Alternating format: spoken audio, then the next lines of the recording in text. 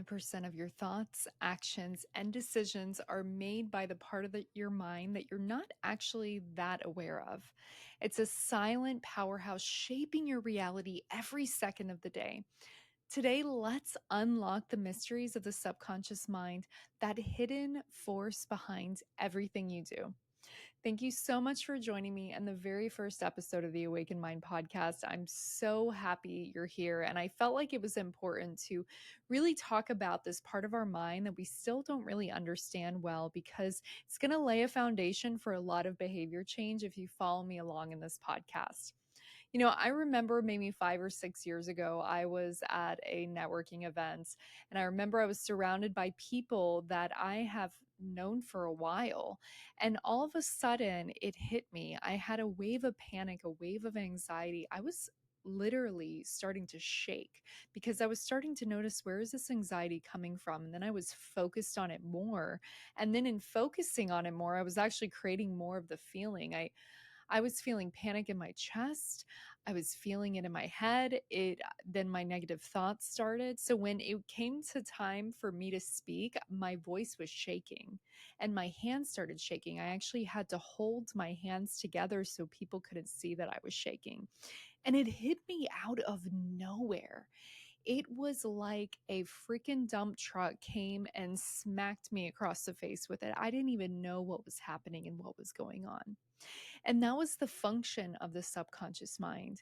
And that was honestly a big part of why I became so interested in psychology and so interested in wanting to discover a little bit more about myself in this process. And so today I want to share with you some function and aspects of the subconscious mind that can help you better make decisions, help you better create decisions in your life. Have you ever had a situation where you've been doing something and then all of a sudden you got smacked across the head like I did with the anxiety? Or maybe you just keep doing a behavior and you don't know where this behavior is coming from. It's very automatic for you. And so today we're exploring that part of your mind that's working behind the scenes in everything that you do. Have you ever wondered why you react a certain way, maybe to a spouse or your children, or why habits stick and others don't? It all comes down to the subconscious mind, a powerful force responsible for those 95% of your thoughts and behaviors. That really means that everything we do is automatic and we are so untapped. And even the purpose of calling it the Awakened Mind podcast is the point of waking us up to not be zombies, to not be so automatic, and to be more conscious about our choices and conscious about our behaviors. So, what is the subconscious mind, anyways? It's not an actual part of our mind, but think of your mind like an iceberg. The conscious mind is that small tip above water, what you're aware of at any moment. But below the surface, the massive part of that iceberg represents your subconscious. That's where all your memories, your beliefs, your automatic processes live. But why understanding the subconscious is so important is because oftentimes we're trying to solve problems consciously. We are creating problems subconsciously, so we cannot solve them consciously. Conscious is what we're doing every single day. It's the conversation that's right in front of you. It's analytical thinking right in front of you. It's creating those. That's why it's called conscious choices, because you're consciously creating it. You're not doing subconscious. Subconscious almost seems like you're out of control because things are happening so automatically for you. And if, like I say, 95%, even some experts say 97% of what you think, feel, and do comes from that hidden place, then it's essential to know how it works. I mean, from the moment you were born, your subconscious started getting programmed by your parents, by society, by experiences in our life. In fact, under 7 years old, we are more impressionable to have experiences and then take on beliefs about ourselves based on those experiences in our life. And the reason why that is because we're naturally in deeper brainwaves. A child is going to be in a more relaxed brainwave than an adult. And when we're in more relaxed brainwaves, we're actually taking on more experiences with the creative part of our mind and then making meaning of those experiences. So just like a dog gets conditioned as a puppy, that's exactly how humans are too. We are kind of like animals. We're just more higher intelligence state of mind of animals. And so, I mean, I'll share a story. Even with dogs, with puppies, they are supposedly conditioned or shaped by the time they're like 8 weeks old, maybe 12's max. Some psychology pet experts say that even 12 weeks is kind of a stretch. 8 weeks is it. And we got our puppy, Zoe. She's a shepherd mix. And she came to us terrified, and it was 16 weeks. So everything that happened before that point in time, she was taking in meaning about the world, and then she was creating fear. She was creating anxiety, which was ironic because I primarily work with people who have anxiety. And then I end up getting a dog with anxiety. So that was a lesson. But we're getting shaped every single day, just like that. Just like, I don't know, maybe she had a bad mom. Maybe she had an experience where she wasn't treated so well. Maybe it's just in her genes.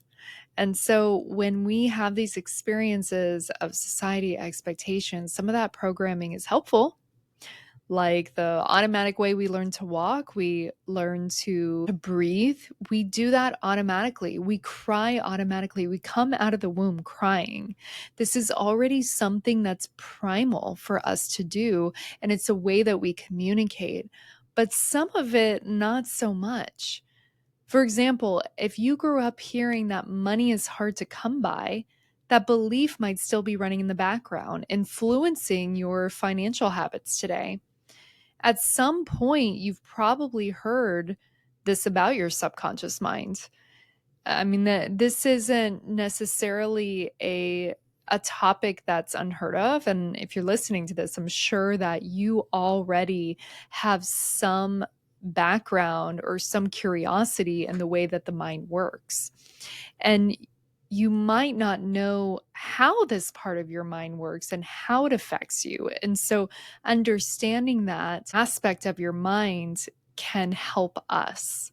Your subconscious mind is simply an aspect. Like I said, it's what you're able to focus on is the subconscious mind.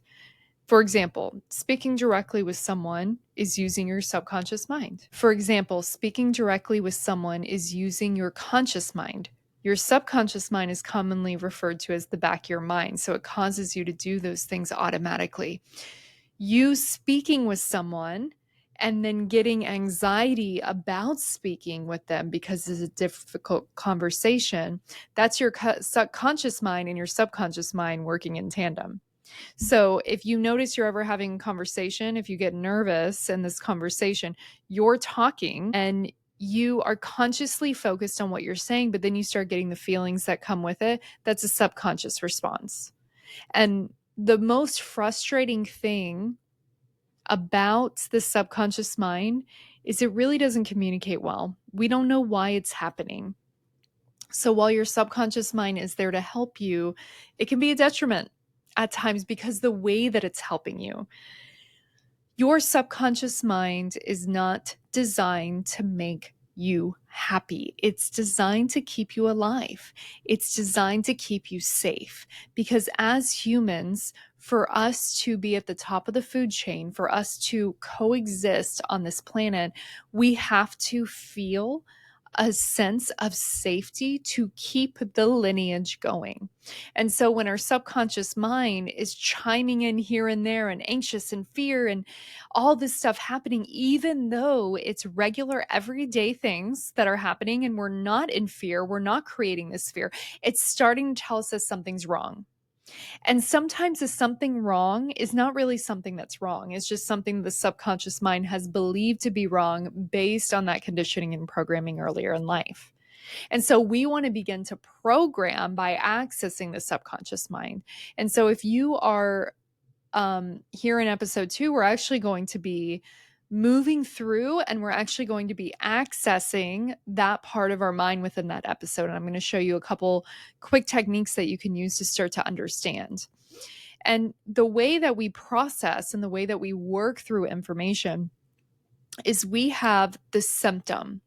Let's go back to the money example for just a moment. Someone who is not good with money or is overspending money, that is a symptom. That is something that I would call a behavior. That's not who you are. That's not your identity. That is just a behavior that's attached to something that you're doing. It has nothing to do with you. And so for me, what I used to do is I would wake up at 3 a.m. and I made a goal. I made a conscious goal that I wanted to make more money and I wanted to save more money. I wanted to invest more money. I just wanted to become more money conscious, as we all do. Over time, eventually we're like, well, I got to start being responsible, right? So when I made this decision, it was kind of interesting because I was noticing my subconscious mind was fighting back a little bit and my body was fighting back. It's interesting when you make the conscious choice to make changes, your body almost starts fighting tooth and nail to those conscious choices. So what would happen is I would wake up at 3 a.m.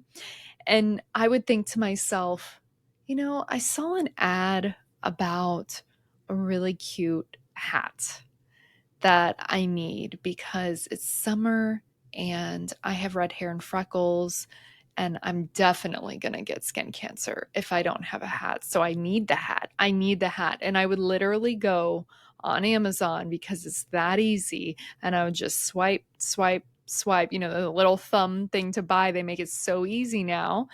And in doing that, I would have all of these Amazon packages arrive at my front door. And I'm like, when did this happen? Yeah, because I was basically asleep, hypnotized, and my subconscious mind was directing my behaviors at that time. It was pushing back because you know what it was saying? Well, your identity isn't that. Who are you if you have that amount of money? That's not you saving this amount of money. And so what it's really designed to help us do is it's designed to keep us away from pain or have us turn towards pleasure. Keep us away from pain, have us turn towards pleasure.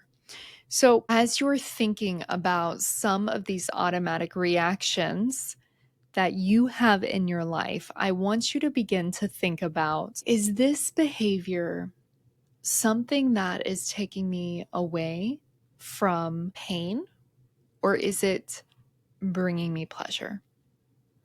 Start to identify, what if my subconscious mind was trying to help me and it's not being helpful, but what is it trying to do for me?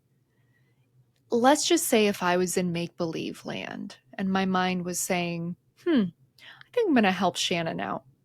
I think I'm going to help Susie out. What would that intention be? Start to think about that. Pick something that you've wanted to change that seems very automatic for you. It may be the way you're snapping to your spouse. It may be how you're treating your kids. It may be that you're not exercising. Like, what is it? And sometimes it's a very simple answer. Well, it's uncomfortable to work out. Or even, let's go a step further. Who am I if I'm fit? Am I going to have the same friends? Are they going to look at me differently? Well, what if I become fit and my friends aren't fit? Then what happens? Then I don't belong. Then I'm not in the circle. Then I'm not in the community anymore. And what is our biggest fear as a human being? Our biggest fears, some core wounds that we have because we are essentially pack creatures, is we have to feel like we belong. And so oftentimes that is the answer. Am I going to belong if I feel like I have money? What happens if I have more money? You see what I mean? And sometimes these behaviors and these things that are happening, they're so detrimental, but internally we feel familiar. And that's what Dr. Joe Dispenza says. He says that we are addicted emotionally to our current circumstances. If we weren't addicted to our current circumstances, we would have already moved out of our current circumstances. And our inner reality is a direct reflection. Our external is literally mirroring our internal. And so, whatever is going on externally in your life, there's something going on internally. And that's where we have to start. Because if you have a familiar feeling or emotion that's on a subconscious level, changing a job or relationship is not necessarily going to help it, unless they were the direct cause, right? If they're the direct cause and that's the pattern there that you're trying to break, that's one thing. But if you're in a position where everywhere you go, you feel the same, then it's not the thing, it's you. And it's something internally within you. And so beginning to dive into this is going to be super helpful. And so here's some facts about your subconscious mind.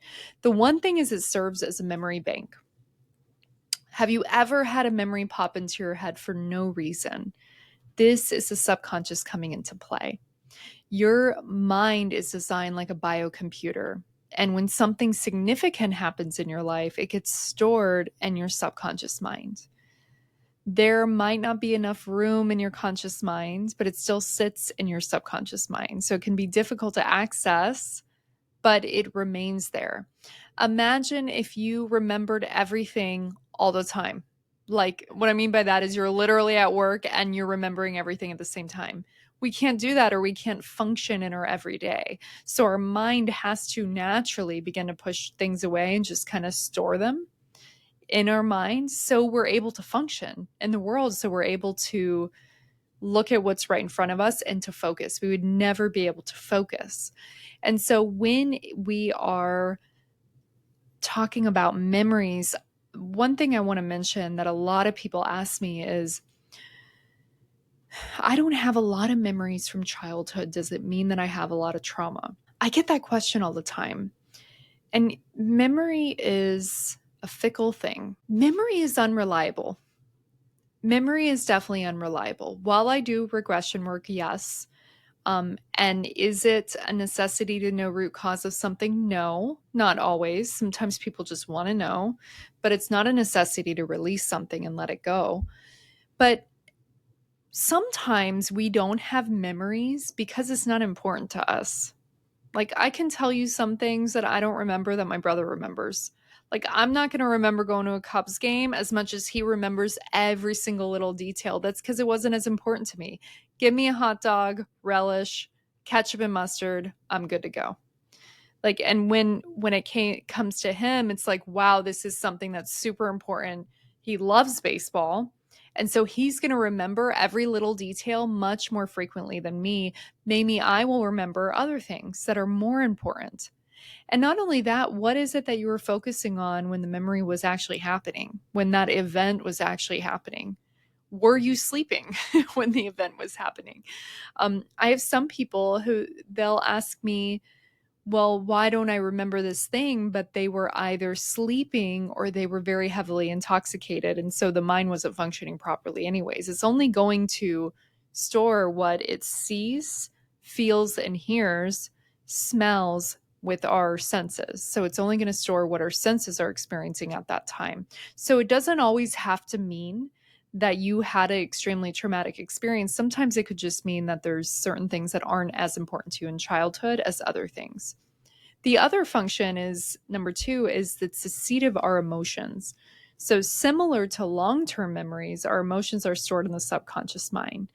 There might be times when you feel sad and you don't know why. This is an effect of the subconscious mind. It will pop in and you won't know why it's there. And many of your beliefs are stored in this part of your mind. So while you might think that you're confident, there might be an underlying insecurity that you're not even aware of that's happening. And that's in the subconscious mind. It also doesn't know the difference between real and make believe. So have you ever watched a scary movie and been scared? Listen, I'm probably amongst many others one of those people who watch a scary movie and don't actually watch a scary movie. My face is covered the entire time. I never saw the killer. I just hear the noises and it all sounds awful to me. And it's because I have an active imagination. The killer is actually in the house. And this is why visualization is so important in achieving your goals or creating confidence, because when you visualize yourself achieving the goal, your subconscious mind thinks that you've achieved it. It provides a belief and a confidence that you can reach your goal. And so, if you think about the way the mind will go, when we think about our imagination, we're creating our reality. It could go the opposite way from a goal is anxiety. Anxiety is just imagination. It's creative imagination of what could go wrong, what could happen. And then when we're thinking about what could go wrong, what could happen, then we're starting to create the anxiety in our body. It is our creative imagination. And a lot of people are under the impression that they don't dream. Everyone has dreams. Sometimes we just don't remember what it is on a conscious level. So when you're awake, you are really using beta brain waves, those more conscious higher brain waves, and the subconscious mind works in alpha, theta, delta brain waves. And so these are free to roam in your head when you're asleep. These images, these stories. And oftentimes, when it comes to creative decision making, creative decisions and ideas come when we're in relaxed brainwaves. Never have I ever heard someone have an amazing breakthrough when they're stressed or when they're angry. Usually, it's happening when you're in flow, when you're having a creative conversation with someone, when you're in a good mood, when you're more relaxed, when you're meditating, when you're exercising, when you're in the shower, when you're doing something kind of mindless. So, interesting thing about hypnosis, one function and one way to actually hypnotize yourself is to do something repetitive. So, loading a car with like 15 boxes that are all stacked in the same way, you're like, doop, doop, doop, one by one, and you're just focused on the box, focus on the box, place it in the car, place it in the car, focus on the box, focus. And when this is happening, the mind is like getting into this rhythm. Just like dance, the mind gets into a rhythm and then it gets into flow. And when the mind gets into flow, that's when you go into a state of hypnosis. You go into more relaxed brain waves. So when this happens, you are actually activating the imagination. And that's why when you're in the shower, you're doing something repetitive and mindless. When you're in the car, it's mindless. Unless you're learning how to drive, which when you're learning how to drive, it's very conscious, but then it turns into an unconscious behavior. And when you're in these unconscious behaviors, that's when everything happens. Everything comes through. Why did I have that memory? You're listening to a song, you're vibing, and you're like, oh, bad breakup from high school. All of these things continue to come through for us.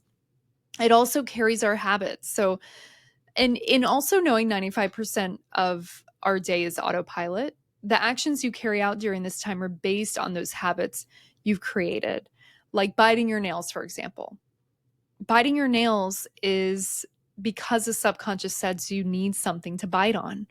And so it loves that repetition. That's just another example. I would bet that if someone's biting their nails, they probably favor a couple of fingers more than other fingers.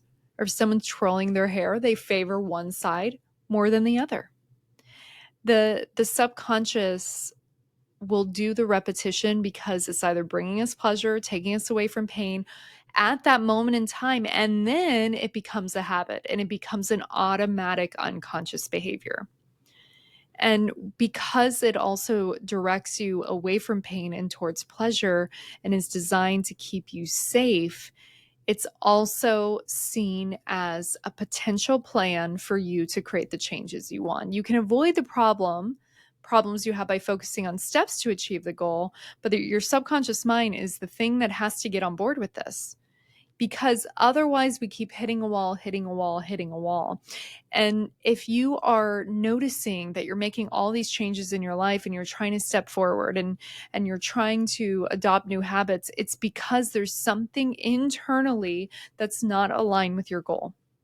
And that's why these subconscious behaviors and certain things I'll show you in the next episode, hypnotic behaviors comes into play. So in our next episode, we'll talk about how to begin reprogramming those beliefs those behaviors by accessing the subconscious mind. I'll share techniques that can help you unlock this hidden power and create real, lasting change. And until then, I invite you to reflect, how has your subconscious mind shaped the reality you are living today? Has your subconscious mind been shaping a reality in a way that you want? Or are there certain things that you want to change right now? And you can make it happen. And if this episode resonated with you, be sure to subscribe, share with someone who could benefit from these insights. And remember, your subconscious is always listening. So let's make sure that it's hearing the right messages for you. Thanks so much for joining me, friends. Stay curious, and I'll see you next time.